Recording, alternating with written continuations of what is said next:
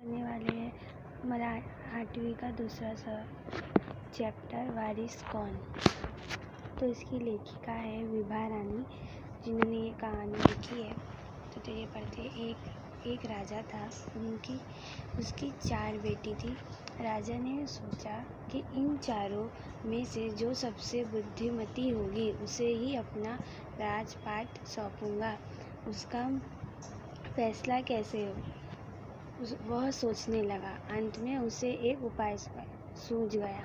तो इसमें क्या है कि एक राजा था कहीं का, उसकी 4 बेटियां थी, सिर्फ बेटी थी। और राजा ने सोचा कि चारों में से सबसे ज़्यादा बुद्धिमती यानी होशियार कौन होगी जिसको मैं अपना राजपाट यानी अपना शासन दूँ। तो इसका फैसला उसने बहुत देर तक का सोचा। फिर उसने ये सोचा, राजा ने अंत में एक उपाय सूझ गया। उसने एक दिन चारों बेटियों को अपने पास बुलाया, सभी को गेहूं के 100-100 दाने दिए। 100-100 दाने दिए और कहा, इसे तुम अपने पास रख लो। 5 साल बाद मैं जब इन्हें मांगूंगा तब तुम सब मुझे वापस कर देना। तो राजा ने क्या उपाय सोचा, उसने चारों बेटियों को बुलाया, सबको 100-100 दाने दिए गेहूं के और बोला कि तुम अभी इसको अपने पास रखो, 5 साल बाद मैं इसको तुमसे मांगूंगा तो तुम मुझे दे देना। गेहूं के दाने लेकर चारों बहनें अपने अपने कमरे में लौट गई। बड़ी बहन ने उन दानों को खिड़की के बाहर फेंक दिया। उसने सोचा, आज से 5 साल बाद पिताजी को गेहूं के इन दानों की याद रहेगी क्या, और जो याद भी रहा तो क्या होगा, भंडार से लेकर दे दूँगी। तो बड़ी बहन ने क्या किया, उसने वो जो गेहूं के दाने थे उसको खिड़की के बाहर फेंक दिया और सोचा कि वैसे भी पिताजी को याद नहीं रहेगा 5 साल बाद, अगर याद रहा तो भंडार यानी जहाँ पे चावल अनाज सब स्टोर करते हैं वहाँ से मैं दे दूँगी निकाल कर गेहूँ के दाने। दूसरी बहन ने दानों को चांदी के एक डब्बे में डालकर उसे मखमल की थैली में बंद करके सुरक्षा से अपने संदूकचे में डाल दिया। तो दूसरी बहन ने क्या किया, उसने पहले एक चांदी का डब्बा लिया, उसमें मखमली एक पोतली आती ना रेड कलर की जिसमें सोना बांध के देते, वैसे एक पोतली हुई मखमली थैली, और उसमें दाने डाल दिए और फिर उसको संदूकचे, देखिए ये संदूकचे यानी कि संदूक में डाल के रख दिया उसकी दूसरी वाली बहन ने।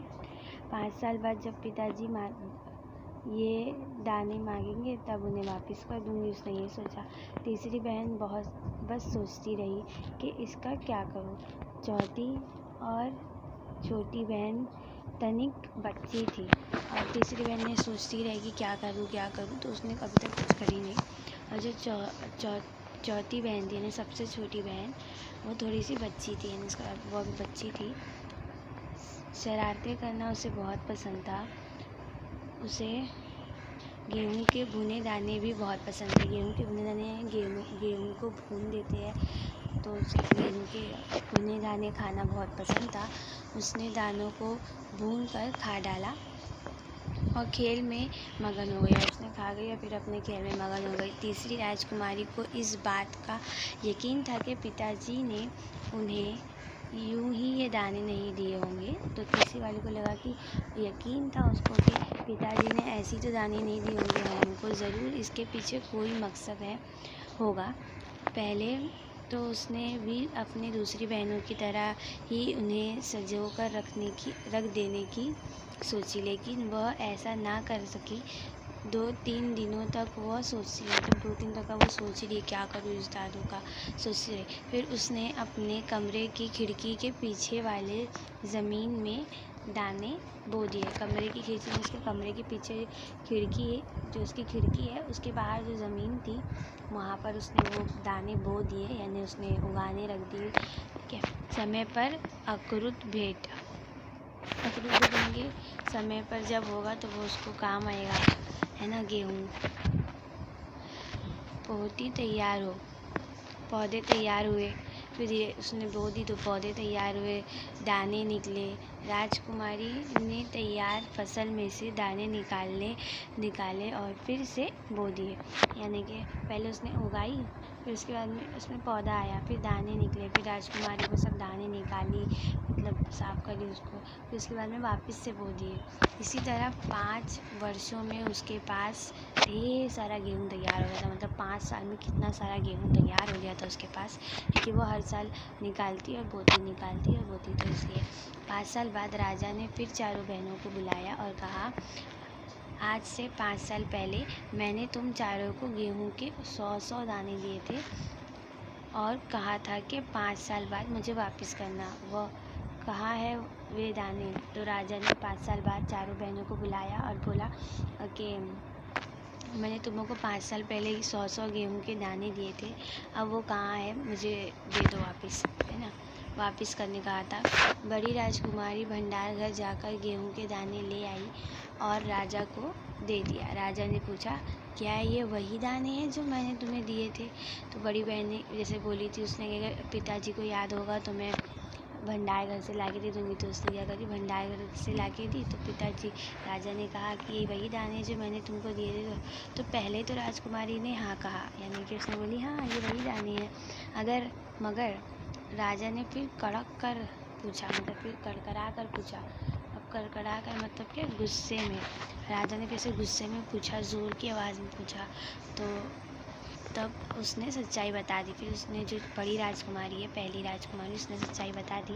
राजा ने दूसरी राजकुमारी से पूछा, तुम्हारे दाने कहाँ हैं? दूसरी राजकुमारी अपनी संदूक थी, मतलब अपने संदूक में से मखमल की खुलावली डब्बे, मखमल की जो डब्बा था उसको खोली, उठा लाई, जिसमें उसने गेहूं के दाने सिजो कर रखे थे। सिजो कर यानी कि संभाल कर, एकदम बोलते ना हर चीज़ को संभाल कर रखने वाले, तो सिजो कर रखे थे उसने। राजा ने उसे खोल कर देखा, दाने सड़ गए थे। अब कोई चीज़ को तुम बिना हवा के इतने साल तक डब्बे में सिजो कर संभाल कर रखोगे, खाने वाली चीज़ को, तो वो सड़ ही जाएगा ना। तो वो राजा ने जैसे खोला तो वो सड़ गया था। तीसरी राजकुमारी से पूछा, तुमने क्या किया उन दानों का? तीसरी ने कहा, मैं इसका उत्तर आपको अभी नहीं दूंगी, क्योंकि जवाब पाने के लिए आपको यहाँ से दूर जाना पड़ेगा और मैं वहाँ आपको कल ले चलूँगी। तो जो तीसरी राजकुमारी से पूछा कि तुमने क्या किया अब दानों का? तो तीसरी राजकुमारी ने कहा कि मैं आज नहीं, आपको कल बताऊंगी, क्योंकि वो जगह बहुत दूर है। राजा ने अब चौथी और सबसे छोटी राजकुमारी से पूछा। उसने उसे बेपरवाही से कहा। तो जब छोटी वाली से पूछा तो उसने तब बेपरवाही से, कि मतलब हाँ चलो वैसे में कहा, जवाब दिया, उन दानों की कोई कीमत है पिताजी? मतलब अगर उन लोग की उसमें देखा जाए तो वो लोग राजा महाराजा है, उन लोग के असली दानों की कीमत क्या ही है? तो उसने कहा कि इन दानों की कोई कीमत है पिताजी? वैसे तो ढेरों दाने भंडार में पड़े, मतलब ऐसे तो बहुत सारे दाने जो है भंडार में पड़े हैं। आप तो जानते हैं ना, मुझे गेहूँ के भुने दाने बहुत अच्छे लगते हैं, और आप जानते हो कि मुझे गेहूं के भुने दाने बहुत अच्छे लगते हैं, सो मैंने उन्हें भूनकर खा गई। और इसने सच से बता दी कि मुझे बहुत पसंद है, मैंने भून के खा गई। आप भी पिताजी किन किन चक्करों में पड़ जाते हैं? मतलब आप भी पिताजी, आप किन किन चक्कर में पड़ जाते हो कि ये करो वो करो, ऐसा। उसने सभी के उत्तर से राजा की बड़ी निराशा हुई। राजा को लगा सब कुछ ना कुछ अलग करेंगे, लेकिन सबके उत्तर से राजा को बड़ी निराशा हुई। चारों में से सब उसे केवल तीसरी बेटी से ही थोड़ी उम्मीद थी। अब चारों बेटी, 3 की तो सुन लिया उसने, अब चारों में से सिर्फ तीसरी बेटी जो थी उसको उससे ही उम्मीद थी, राजा को। दूसरे दिन तीसरी राजकुमारी राजा के पास आई, और दूसरे दिन जो है तीसरी राजकुमारी राजा के पास आई। उसने कहा, चलिए पिताजी, आपको मैं दिखाऊंगी गेहूं के वे दाने कहाँ है। चलिए पिताजी, मैं आपको दिखाती हूँ कि वो गेहूं के दाने कहाँ है। राजा रथ, यानी कि जो राजा महाराजा की सवारी होती है, जिसके आगे से घोड़े होते हैं, है ना, तो उसको जो है रथ कहा जाता है। तो राजा रथ पर सवार हो गए। रथ महल नगर पर करके, जो रथ है वो महल का जो एरिया होता है उसको पार करके खेत की तरफ बढ़ चला। राजा ने पूछा, आखिर कहाँ रख छोड़े हैं तुमने वो 100 दाने। फिर राजा ने पूछा अपनी बेटी से, मतलब बहुत दूर जाना पड़ा था, खेत में महल भी पार हो गया था। तो राजा ने पूछा अपनी तीसरी बेटी से कि कहाँ रख दिए तुमने वो पूरे 100 दाने। इन 100 दानों के लिए तुम मुझे कहाँ कहाँ से चक्कर लगवाओगे, और तुम वो 100 दाने के लिए मुझे कहाँ कहाँ से चक्कर लगवाओगे, कितना घुमा रही हो। तब तक रथ एक बड़े से हरे भरे खेत के सामने आकर रुक गया। तो फिर उसके बाद जो है रथ यानी राजा की जो सवारी थी वो बड़े से हरे भरे खेत के सामने आकर रुक गया। राजा ने देखा सामने बहुत बड़े बड़े खेत में गेहूं की फसल थी। उसकी बालियां वहाँ में झूम रही थी। बालियां यानी कि धान होती है, यानी कि गेहूं की फसल जो है उसको बालियां बोलते हैं। तब इतनी सारी होती है ना, तो उसको बालियां बोलते हैं। और वो हवा से झूम रही थी जैसे राजा को कोई खुशी भरा गीत सुना रही हो। ऐसा लगता था कि राजा को कोई खुशी भरा गीत सुना रही है हवा। उसकी आवाज़ से राजा ने हैरानी से राजकुमारी की ओर देखा। राजकुमारी ने कहा, पिताजी, ये है वे 100 दाने जो आज लाखों लाख दिनों के रूप में आपके सामने है। यानी कि पिताजी, ये वही 100 दाने में से हैं जो आपके सामने आज लाखों दानों के रूप में है ना। मतलब अभी वहाँ उसने उगाई तो बहुत सारे दाने हुए। मैंने उन 100 दानों को बोकर इतनी अधिक फसल तैयार किया। और उसने कहा कि मैंने वो 100 दाने जो है उनको बोकर इतनी सारी जो है फसल तैयार की है। राजा ने इसे गले लगा लिया और कहा, राजा ने अपनी बेटी को, तीसरी राजकुमारी को गले लगा लिया और कहा, अब मैं निश्चित हो गया। मतलब जो राजा ने किस लिए किया था वो, कि जाने कि कौन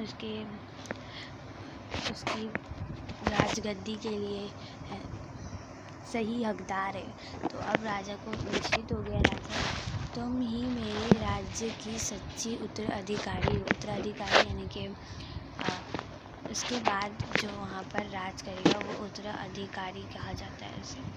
तो अभी हम यहाँ हो गया लेसन कंप्लीट। नीचे के शब्द वाटिकाएँ देख लेते हैं। तनिक यानी कि थोड़ा ना, थोड़ा। तो तनिक मतलब थोड़ा। मकसद, उद्देश्य मकसद, कोई भी चीज़ का उद्देश्य होना चाहिए ज़िंदगी में, वैसे ही उद्देश्य। खोल, अवरना, उम्मीद, आशा, हर चीज़ आशा, कभी उम्मीद मत छोड़ो।